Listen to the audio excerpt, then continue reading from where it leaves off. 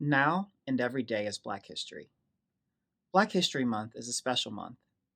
It is a month that affords us an opportunity to celebrate the magnificent efforts of those who have come before us and charted the course for our humanity. We celebrate our history of significant change, making strides in not just civil rights, but civil engineering, not just music, but medicine, and more than culture, but culinary innovations we can all enjoy. But we should appreciate these efforts more than 1 month out of the year. Because when the calendar shifts to March each year, Black people did not simply stop innovating or stop pushing for change.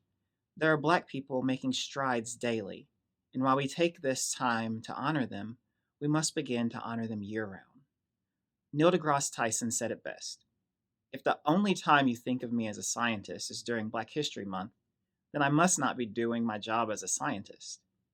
When reflecting on greatness in Black History Month, consider the other 11 months of the year and show appreciation. And this does not mean for those solely in the past, because every day is a moment in Black history. This is often forgotten, and blame can go to so many, but we continue to relegate our minds to the past when discussing Black history. Think of the pictures you see when you think of the Civil Rights Movement. Really, think about what you see. What do they look like? What do you see? You see Black people, probably marching or sitting, Black people being harassed, Black people in suits leading a movement, and what do they look like? Black and white photographs, completely ignoring the fact that these were taken in color, and more to the point, that these moments were not that long ago. The immense struggles were not years ago in some bygone era. We cannot continue to perpetuate the illusion of distance through black and white lenses, but view them in living color, as we are still living those same battles right now, and we are living through Black history as we speak. In Kentucky, we have seen a few firsts in our elected leaders who are Black. We have Representative Attica Scott, who is the first Black woman legislator elected to the General Assembly's House of Representatives in years, following in the footsteps of greats like Georgia Davis Powers, the first Black woman and the first woman elected to our state Senate. We are coming off of a time with an inspiring Senate run by a young leader in Charles Booker, who asked the state to coalesce around commonalities that exist from the hood to the holler, while also showing the state that a Black candidate can effect change in the state. Kentucky's General Assembly has longtime staples from the Black community, with the likes of Senators Gerald Neal and Reginald Thomas, and Graham and Meeks in the House, along with Kulkarni, Brown, and Stevenson. While these numbers are small in the grand scheme of things, we cannot overstate the impact on young Black Kentuckians seeing themselves in the halls of power, igniting that fire to pursue civic service.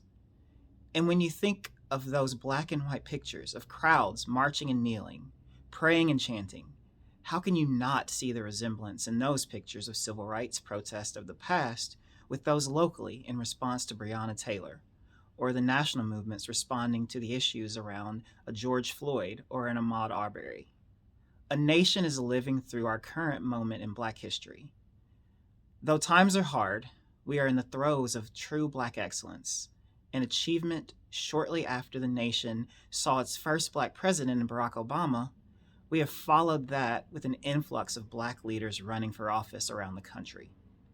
In Georgia, we saw Stacey Abrams and LaTosha Brown galvanize voters across the state, engaging voters to wield power they never knew they had at the ballot box, changing the trajectory of our nation. Yes, Black history is happening right now. These efforts in Georgia and around the country, spearheaded by Black women, culminated in our nation electing our first Black woman as vice president in Kamala Harris. Black history is now.